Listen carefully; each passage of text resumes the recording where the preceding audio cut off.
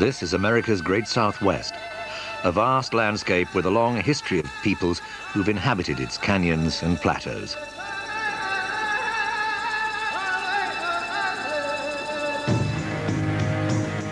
Thousands of years ago, a civilization flourished here and left ruins that are as grand and mysterious as anything that exists in North America. Great settlements, imposing cliff dwellings, and ceremonial chambers called kivos. All are attributed to the ancient Anasazi. There are people today who believe Anasazi's spirits still inhabit these great badlands. And a century ago, a gruesome discovery was made in Chaco Canyon, New Mexico.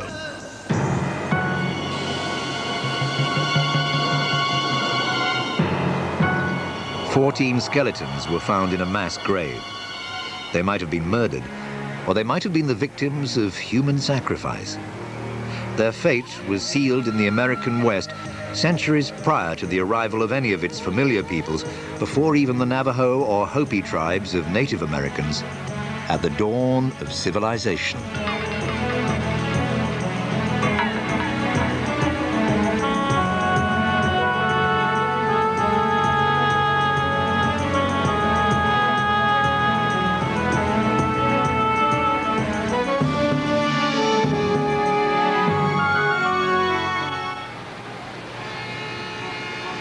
Today, many of us live in cities that we take for granted. An urban way of life, rational, practical, bustling.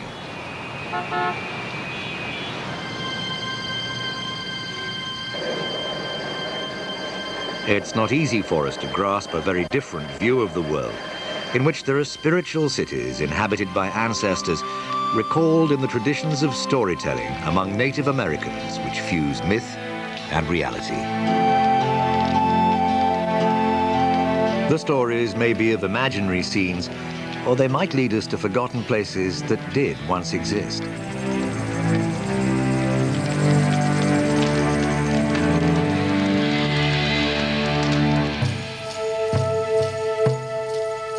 This is the Four Corners region of the American Southwest, which has been called that by white Americans because 4 states meet here: Arizona, Utah, Colorado, and New Mexico.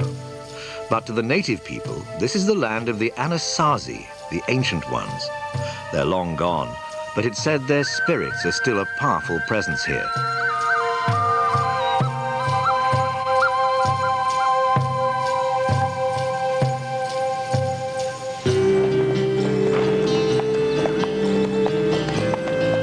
In the autumn of 1897, a rancher named Richard Wetherill was lured deep into this remote and barren land by a story about the Anasazi.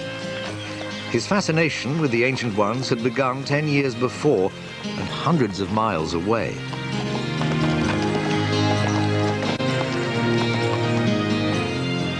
Looking for cattle which had strayed from a grazing herd, he'd made a staggering find. The ancient cliff dwellings at Mache Verde in Colorado. These spectacular buildings and the artifacts found here were tangible evidence of a highly accomplished civilization which had simply disappeared. Later, Wetherill found similar sites in Utah and Arizona, but all these places were, so the legend said, dwarfed by something far more spectacular.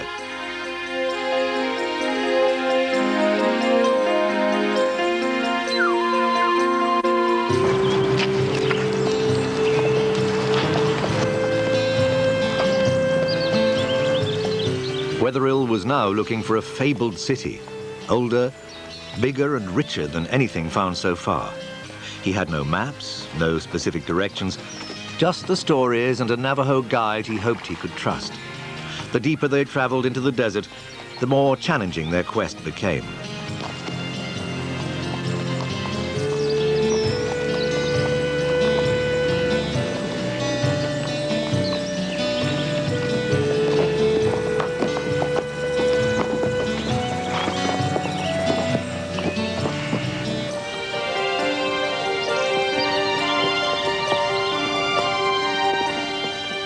It seemed quite impossible that these parched badlands could sustain a great city, but Wetherill persevered. On an autumn afternoon in October 1897, he and his guide discovered a deep canyon. And there was the lost city of the legends. It was a fantastic find.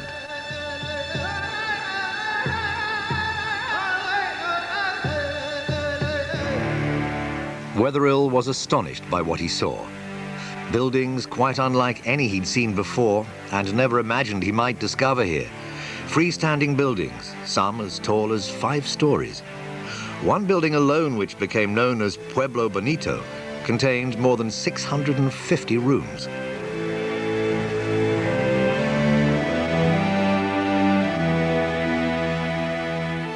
"200 yards wide, but 15 miles long, Chaco Canyon is the site of a dozen massive complexes.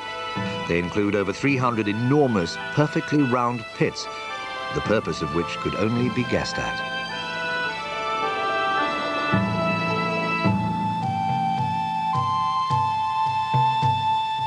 The walls were covered with wonderful paintings, carvings, signs, and symbols.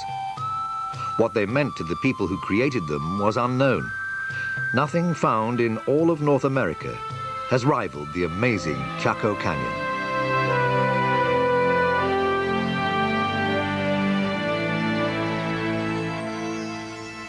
Wetherill and the archaeologists who followed him were astounded and entranced by the pottery they found, the weapons, tools, jewelry, artifacts of every kind. They're abundant, and each is a work of art. The Chacoan people clearly created one of the great cultures of the ancient Americas. They had a diverse society, many specializations such as pottery and basket weaving, ritual specialists. We already know enough about these people to know that one of the special things about the Chacoan phenomenon is that they created a brilliant civilization of art and all the things that go with it.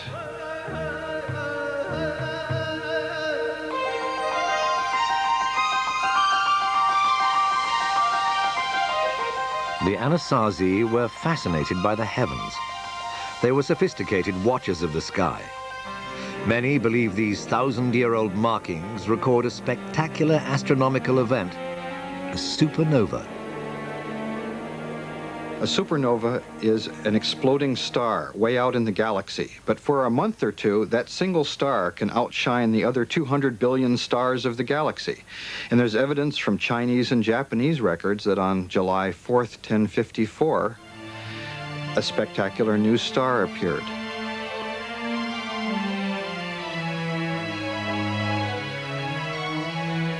The crescent moon indicates the supernova's position in the sky. The handprint marks this as a sacred site. Clearly, it was a place of religious and ritual importance, and there was evidence of what that might be. For Wetherill made a grisly and disturbing discovery. In a small room, he uncovered a mass grave containing 14 skeletons. Each was covered with exquisite turquoise jewelry. One of the figures was draped with more than 4,000 pieces of the semi-precious stone. He was almost certainly a man of high-ranking status. The other 13 were women, and the evidence clearly shows they did not die natural deaths.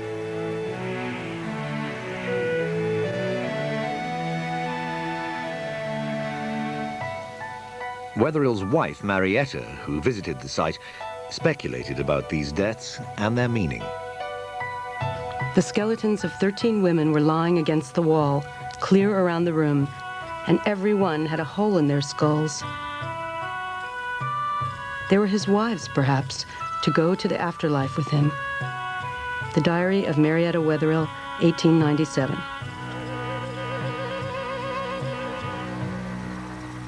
There are other burial sites in Chaco Canyon, but none like this one. An even larger question baffled Wetherill.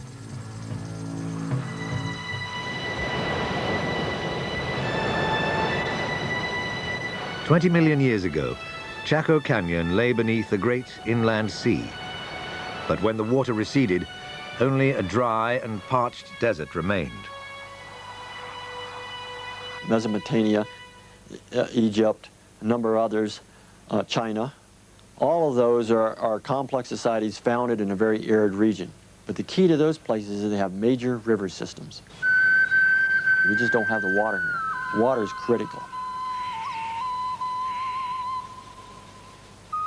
With no apparent substantial water supply, this civilization had apparently flourished.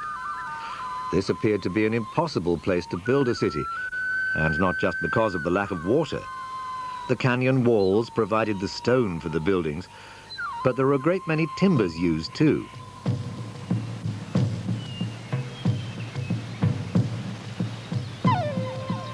Archaeologists estimate the construction required wood from 250,000 trees, yet today the landscape is totally barren.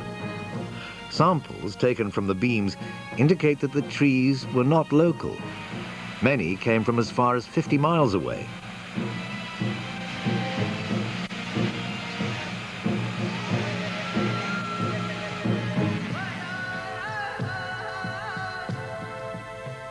There, stone axes were used to cut and trim them. The Chaco people didn't have horses or oxen or carts with wheels, so here was another puzzle. They must have had some means of transporting timber long distances. Archaeologists have calculated that the Anasazi were here from about 900 to 1250 AD.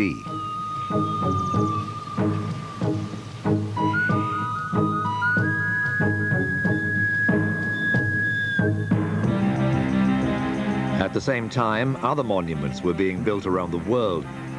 Spiraling Muslim minarets were being erected in Asia. The French completed the great Romanesque monastery at Cluny. And the magnificent Russian cathedral of St. Sophia in Novgorod was consecrated. All who visited Chaco Canyon, Wetherill, the modern discoverer, and those who followed, have been greatly moved by the ruins of the civilization that lived here, and many have sensed it's a place haunted by those who must have been forced to abandon it because a calamity of some kind had overwhelmed them. A clue to what that disaster was is to be found in a secret ceremony of the Native Americans, which they've only once revealed to a photographer. A ceremony in which they dance with venomous snakes.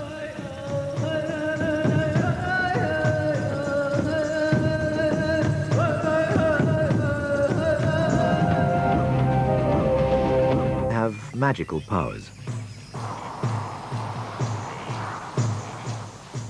In 1925, a photographer was allowed into a Hopi Indian settlement in northern Arizona. It was a rare opportunity to capture something never filmed before or since, a ritual perhaps little changed in thousands of years. The dancers carry venomous snakes which could easily twist and strike with deadly effect. Dancing with the snakes in their mouths affirms, say the Hopi, their oneness with nature and the earth.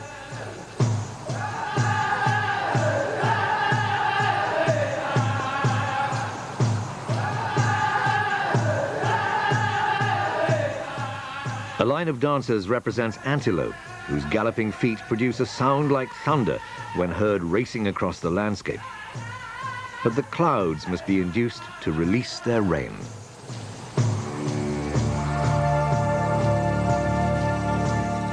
Because snakes spend their lives so close to the earth, they and they alone have the power to draw down the rain. Rain is the key that unlocks one of Chaco's greatest mysteries. The Anasazi were a wandering people, nomads who lived off the land. Then, 1,000 years ago, they stopped wandering and were able to start building, here in this parched and barren place.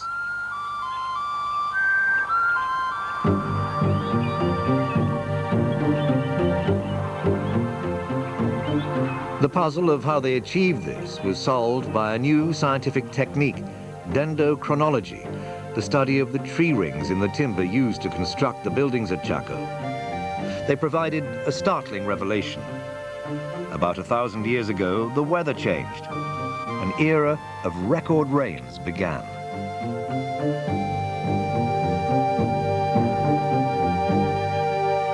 That wet period in the 900s allowed things to happen for these folks.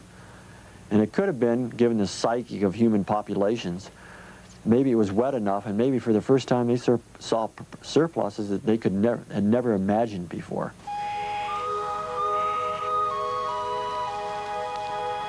Until this moment in their history, the Anasazi had depended on hunting and the gathering of whatever wild plants they could find.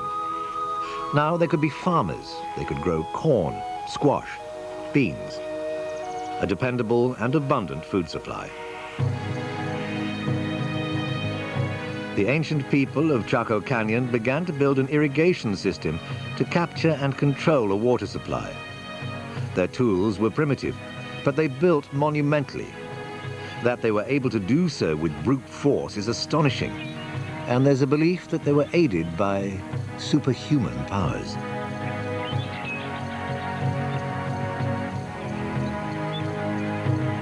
One of the things that my grandma used to tell me in accomplishing major tasks is that a community has to be whole. Everything was done for the betterment of the community. They put their heart and soul into these projects. I feel that there was a lot of the spirits and the guidance from a higher being. There was such a high level of spirituality in Chaco at the time. It's really not difficult for me to believe that a lot of that had to do with the preciseness of these structures and their concept of time frame, that if it took a year to build a structure, then that's what it took. The Anasazi left no written records, only the haunted ruins, cryptic imagery, and tales told by the old to the young. No more than relics and rumors.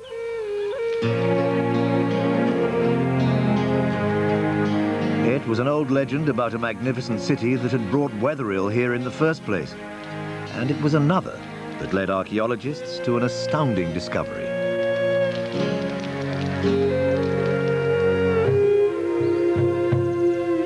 It was said that the ancient ones had an immense road system. Archaeologists found nothing more than short, narrow paths. It looked like a story exaggerated in the telling. Then, scientists began to use sophisticated new techniques of aerial observation to see beneath the surface of the landscape. A vast network of roads long obscured by sand and silt suddenly appeared. We know that the canyon itself was the heart of a world that stretched out towards the four quarters, with long, straight ceremonial roadways that run out to so-called Chaco outliers, 30 or 40 miles away in many cases. These roads were very wide, some 40 feet across, as broad as a modern city street. Some were carved into the sheer vertical cliffs of the canyon. As excavations proceeded, archaeologists began to wonder what kind of a city this was. For the number of buildings, there appeared to be very few people buried here. Only about 700 skeletons have been discovered, most of them inside the smaller houses.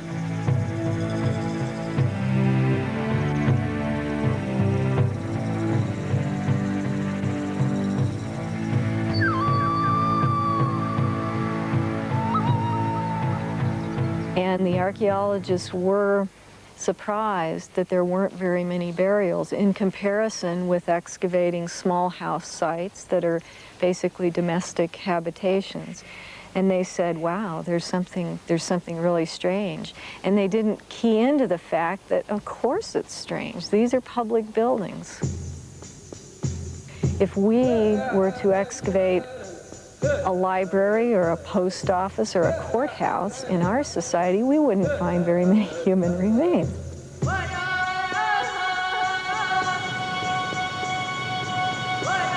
Other clues to the mystery of these buildings may lay buried just outside the canyon.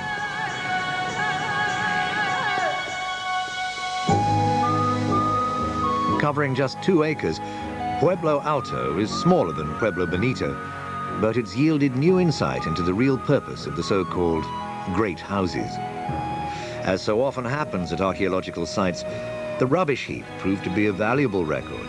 Covering close to 1/4 of an acre, it represents 100 years' worth of refuse. More than 200,000 pieces of pottery have been found in the mound. Smaller shards indicate that there may have once been as many as 1 million pottery pieces. The vast number of pots far exceeds the needs of the estimated population. A clue to why this might be was suggested by the fact that the layers of rubbish vary in depth at different eras.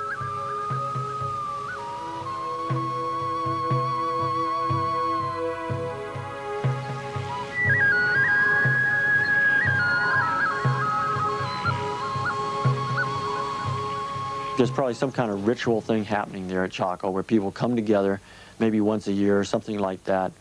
They have ceremonies or some kind of event there, and then the stuff they bring with them they throw away or leave there, maybe intentionally broken and left in the trash midden.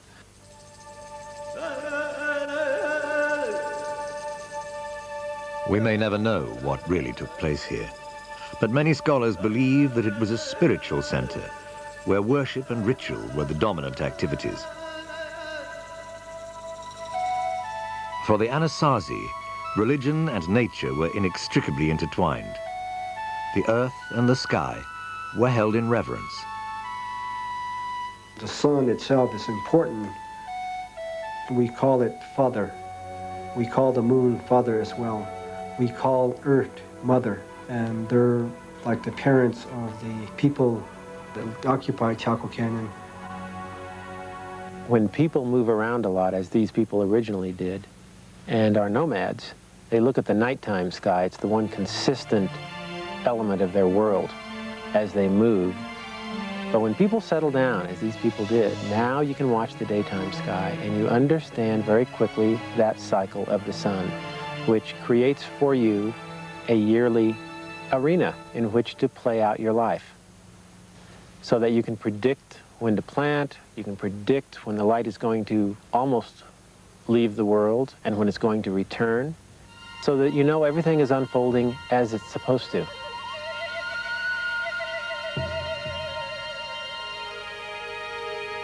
Of the many images at Chaco, none appears more frequently than the spiral.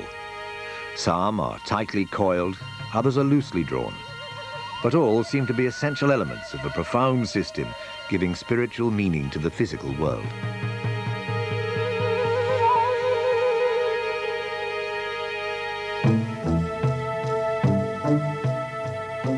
The spiral, etched into the magnificent Fajara Butte, is part of an ingenious mechanism for tracking the movement of the sun. It's placed between 3 enormous stone slabs. Every year, at the summer solstice, the longest day of the year, the shaft of light begins to crawl across the spiral at sunrise. Then, around noon, it happens.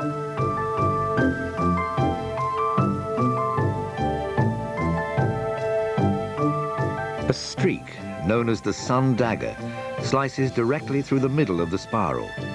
A central event of Anasazi life, the full ascendancy of their father sun, has been marked.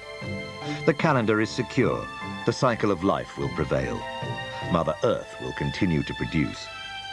These were common beliefs among pagan sun worshippers of the past, but each culture had its own ceremonies and rituals and ways of appeasing the wrath of their gods.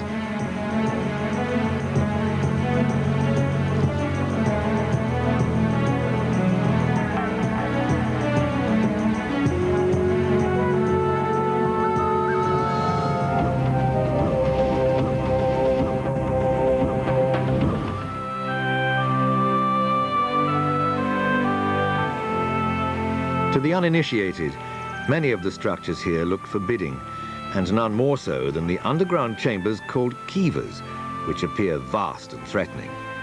But for those who worshipped here, it was a place to communicate with the sky. In Anasazi architecture, at Chaco Canyon, for example, many of the great kivas particularly reflect their knowledge of astronomy. And we think the circular shape reflects the view of the heavens as almost the bowl of the night sky.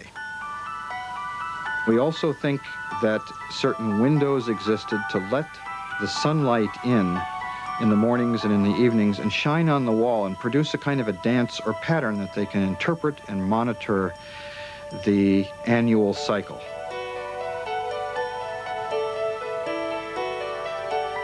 Of all the kivas, the one called Casa Rinconada is the largest and most elaborate.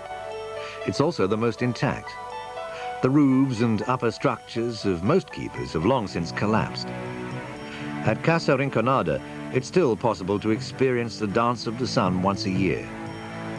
Here, at sunrise on that longest day, June the 21st, a magical moment occurs. It's an event that's been played out on these stones for nearly 1,000 years.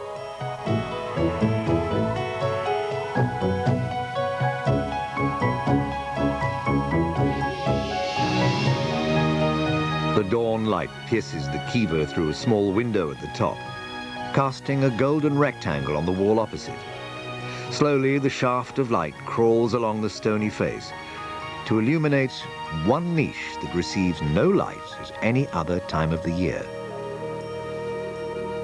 You can imagine the darkened interior of this enclosed underground kiva, like a great silo, and the priests and other people waiting in the darkness for the dawn and the light of the midsummer sun shining through the window and illumining a niche that probably contains some image. I think we'll never know what it was. The kiva is a place of living wonder to many people. For park ranger G.B. Cornucopia, this is the essence of the spirit of Chaco. You feel like you're hearing the echoes of something that's real important and that connects you in to an event that you have felt insulated from previous to that, that you feel like it's something that you know about conceptually, but suddenly now your whole body and everything is a part of it, and you see it, you feel it, you hear it, and it's a wonderful experience.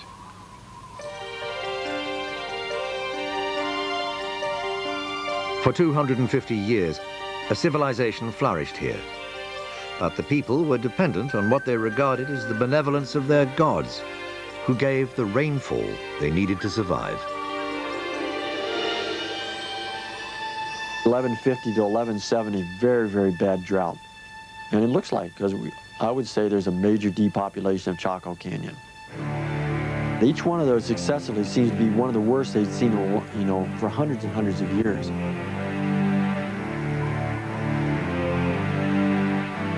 The great era of rain which had made possible the building of Chaco gradually abated and then gave way to a relentless drought.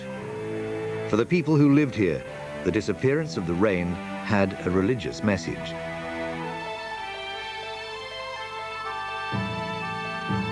If you anger the gods or the spirits that hold the rain, then they would just withdraw that privilege. We're told that if we go into a ceremony, if we go into an activity without our whole mind, body, and soul, then our prayers might not be answered.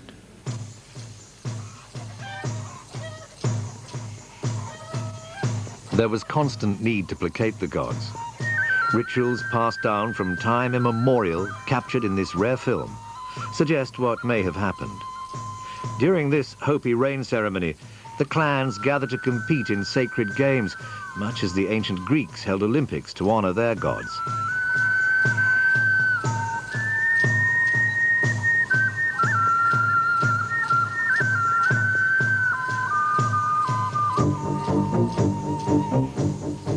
Members of the snake and antelope clans raced barefoot across the desert and up the mesa.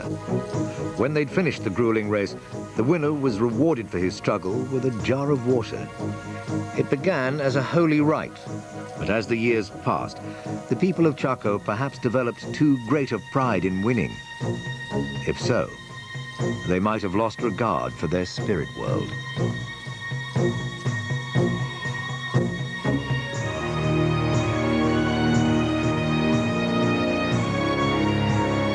It's almost impossible for the mass to make that connection. But if one individual within that mass can make that connection, then because of that one individual, nobody knows who that individual is. But if one individual can make that true connection, then the spirits that reward such efforts will reward the Pueblo with rain. It's possible that conflict arose because a ruler or priest criticized the people, and he might be the one whose grave was found along with 13 murdered women. They might have been sacrificed to appease the gods, or they might have died violently when the social order collapsed as the drought continued. They might have been murdered.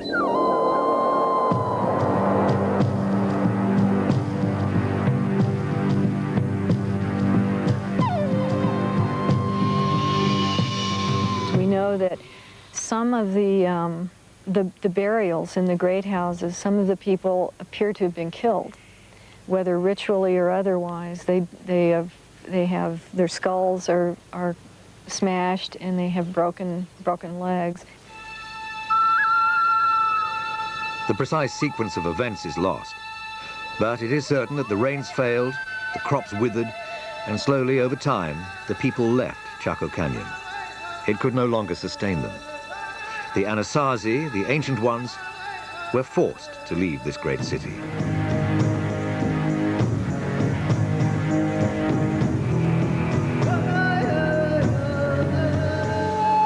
But this was not the end of their story.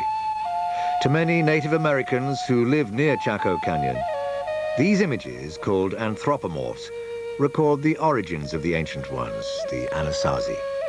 But what do they actually symbolize?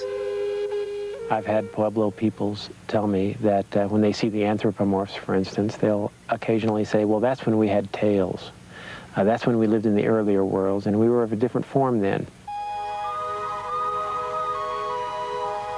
There are those who believe that the demise of Chaco was inevitable, that the city was just a stop on a long historical journey which their gods had mapped out for them, and that Chaco was not meant to last forever.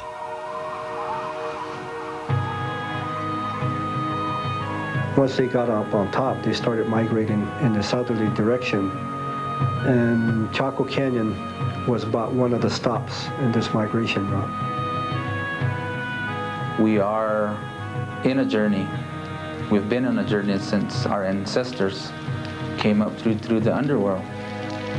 Our journey isn't built on just 100 years or 1,000 years. There's no time frame.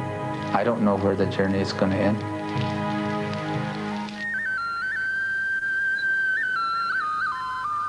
The Chaco people did not vanish. It's now generally agreed that the Hopi, the Zia, the Zuni, and the other Pueblo people are their direct descendants.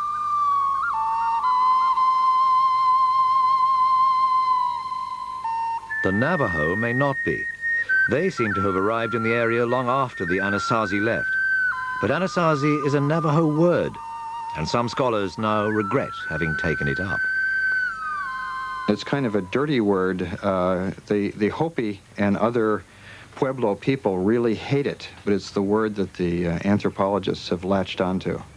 It means something like our enemy ancestors or the enemies of our ancestors.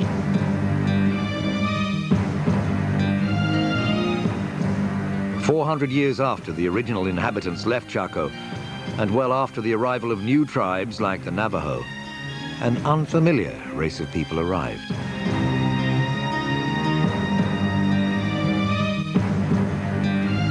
These were the palefaces, sporting beards, astride horses that were unknown in America. And these interlopers turned out to be a much greater threat than any of the dangers that had been faced before.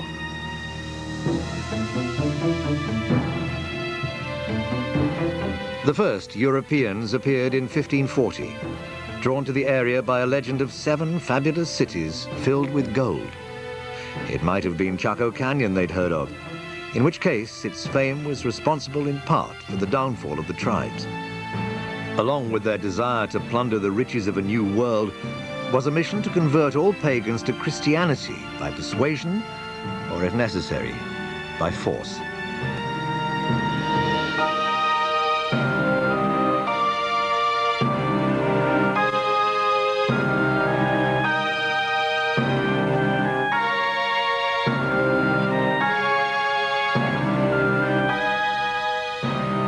Native American holy men were tortured and killed.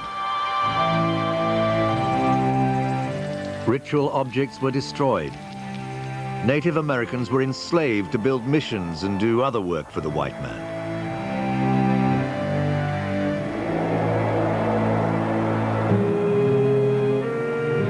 Most damaging of all were the diseases the Europeans brought with them, to which the Native Americans had no immunity.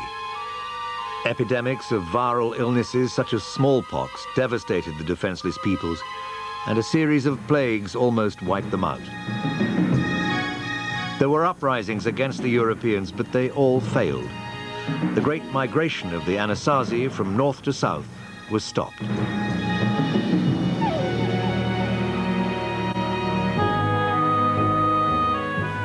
A new, and for the Native Americans, devastating concept brought by the Europeans was the idea that the land could be owned by individuals.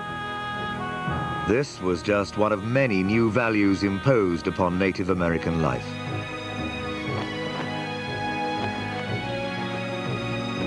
The people were ruthlessly suppressed.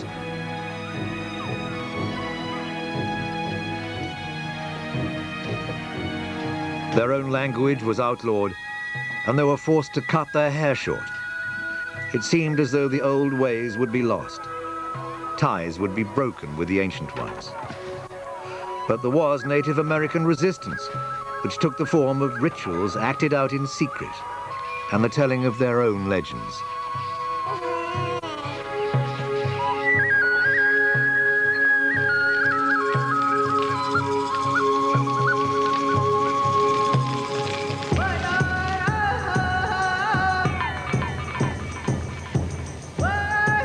And so it was that Chaco Canyon came to be for Native Americans a secret place where the spirits of their ancestors lived on and could only be reached by those with special powers.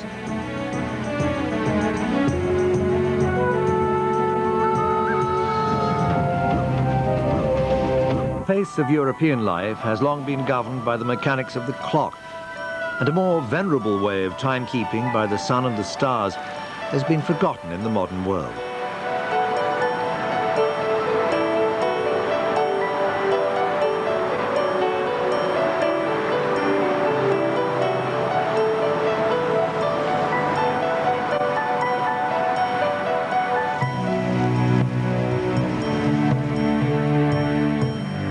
For some people, there's a sense that timekeeping in hours and minutes distances them from more natural rhythms of life and a spirit world like that of Native Americans.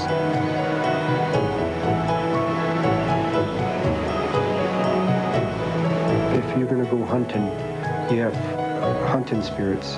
If you're dancing for rain, you have spirits that assist you in making those things happen. If you're going to compose a song, it's not something that you as an individual were able to compose. It's the spirits giving you the ideas to be able to compose the song. Though the industrial world generates wealth, it also appears cruelly wasteful to those who live in the belief that the natural world has a spiritual dimension. I see lawns in Rio Rancho and Albuquerque overflowing as if there's an abundance of water. Those are some of the reasons that the gods or the spirits that control the water can look down upon us, not only Native Americans, but people as a whole, and determine that we need to teach these people a lesson. They need to respect water. They need to pray for water. Only through that can we be assured that we'll be continually blessed by the spirits.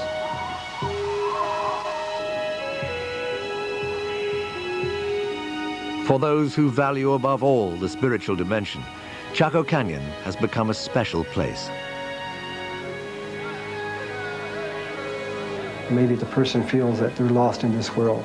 If they go to Chaco with the understanding and the hopes that they can find their identity or find their direction, if they go in body, spirit, mind, and soul, they'll be able to probably get that guidance without anybody having to speak to that person.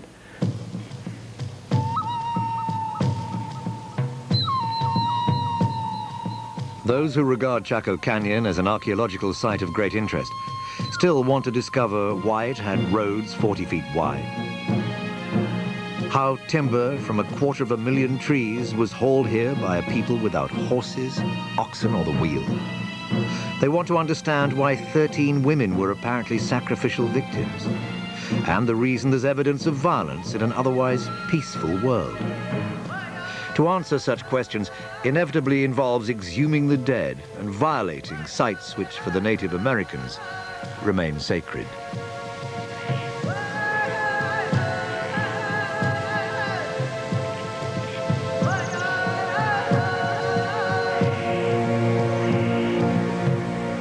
We'll go to those locations. We ask permission to be there on site. We ask for forgiveness of those people that have gone before us and have excavated the site. Then we ask the spirits to continue to be the givers of good and to be the givers of life. This spot may have significance that's beyond our understanding. It might have had to do with one group of people comes here and something good happens to them, and then this place retains a value that's beyond what it does. The value doesn't preserve in the dirt, you might say. We can't dig it up and say, oh, they're here because of this.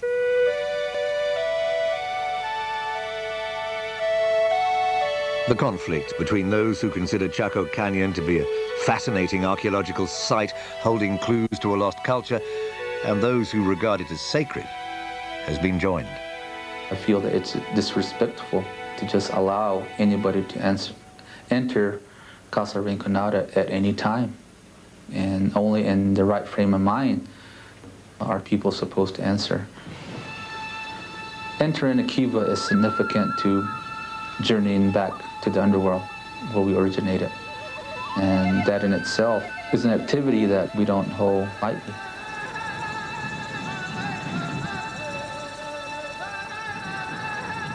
These Native Americans believed they were born deep inside the earth. In time, they came to the surface, took human form, and began a long migration southwards. Chaco Canyon and its civilization were only a stop on a much longer journey, which was halted by the arrival of Europeans. But it will be only a temporary delay.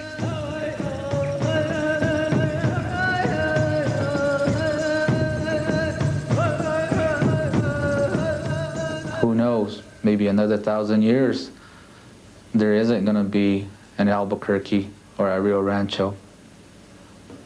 And at that point in time, we'll be able to continue our journey.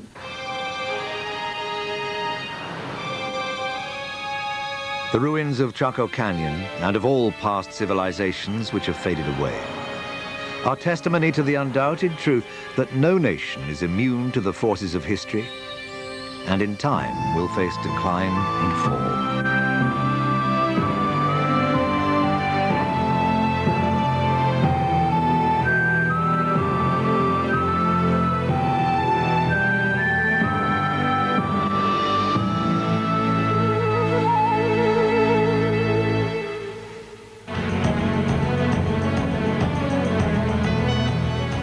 Tomorrow's Ancient Mysteries investigates the building of Hadrian's Wall, while next on the History Channel, a portrait of US diplomat and Nobel Peace Prize winner Henry Kissinger.